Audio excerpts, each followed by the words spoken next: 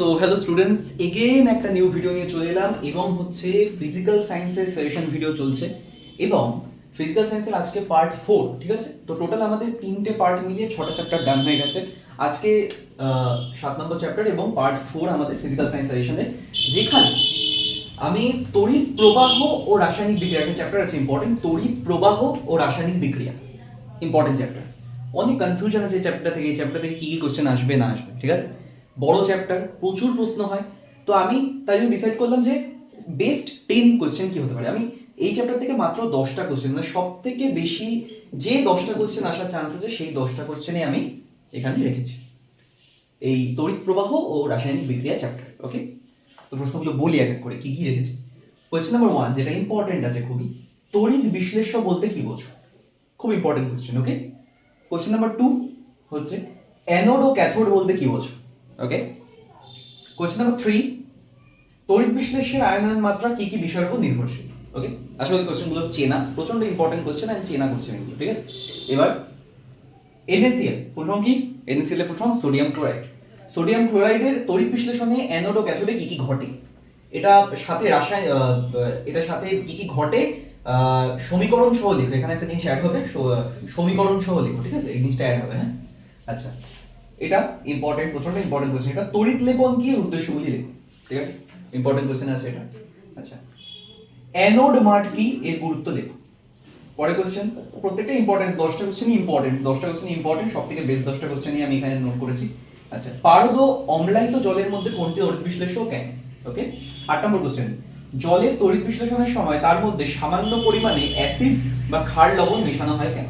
ওকে, আরেকবার রিপিট করছি, বড় কোশ্চেন, জলের তড়িৎ বিশ্লেষণের সময় তার মধ্যে সামান্য পরিমাণে অ্যাসিড বা ক্ষার লবণ মেশানো হয় কেন?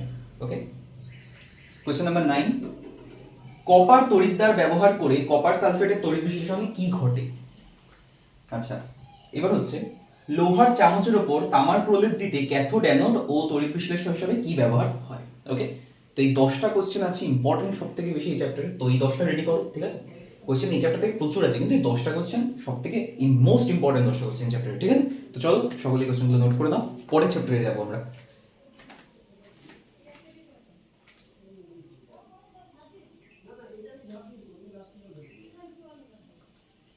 আমি একটু টাইম দেবো, ভিডিও পজ করেও সবাই করতে পারে।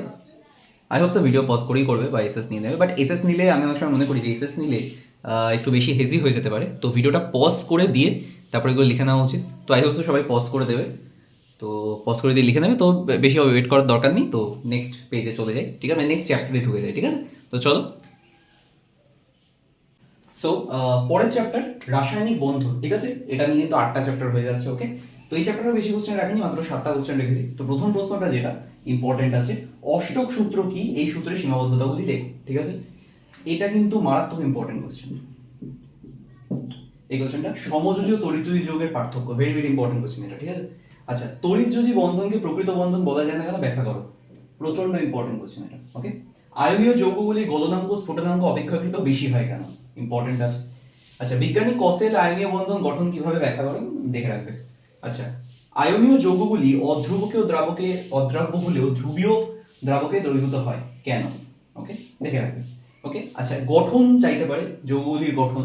আচ্ছা, সিএও আসবে, নইলে এনজিও আসবে, NaCl টা আসার চান্স সবথেকে বেশি। ঠিক আছে, NaCl এর গঠনটা আসার চান্স সবথেকে বেশি। ওকে, দেখে রাখবে। ওকে, এই গেল আজকে দুটো চ্যাপ্টার হলো। ওকে, তো বেশি চাপ বাড়াচ্ছি না। তো এরপরে ফিজিক্যাল সায়েন্সের মধ্যে আর 3টে চ্যাপ্টার মধ্যে বাকি রয়ে গেল, আর একটা পার্টে শেষ হয়ে যাবে। বাট এর পরের ভিডিওটা জিওগ্রাফি নইলে লাইফ সায়েন্সের উপর আসবে। ঠিক আছে, তারপরে আবার একটা ভিডিও ফিজিক্যাল সায়েন্সের পরে হবে, কিন্তু এরপর একটা জিওগ্রাফি নইলে লাইফ সায়েন্সের উপর। ওকে, তো চলো প্রিপারেশন করতে থাকো সকলে, অ্যান্ড আই হোপ তো সকলে প্রিপারেশন করছে ঠিকঠাকভাবে, অ্যান্ড সকলে যে সাজেশন কোশ্চেনগুলো দিচ্ছে ওগুলো রেডি করছে, তো এগুলোও করে নাও। তো চলো, অ্যান্ড অবশ্যই প্রত্যেক ভিডিও শেষে বলি, কমেন্টে জানিয়ে দেবে যে ভিডিওর ফিডব্যাক, ভিডিও নিয়ে কিছু ফিডব্যাক দেওয়ার থাকলে কমেন্টে লিখে দেবে সকলে। আর এরপরে কোনো সাবজেক্টের কোনো পার্টিকুলার চ্যাপ্টার লাগলে সেটাও কমেন্টে মেনশন করে দেবে। ঠিক আছে, অ্যান্ড অবশ্যই ভিডিওটা শেয়ার করে দেবে। ঠিক আছে, তো চলো আজকে এই অবধি থাকলো, টাটা, বাই বাই।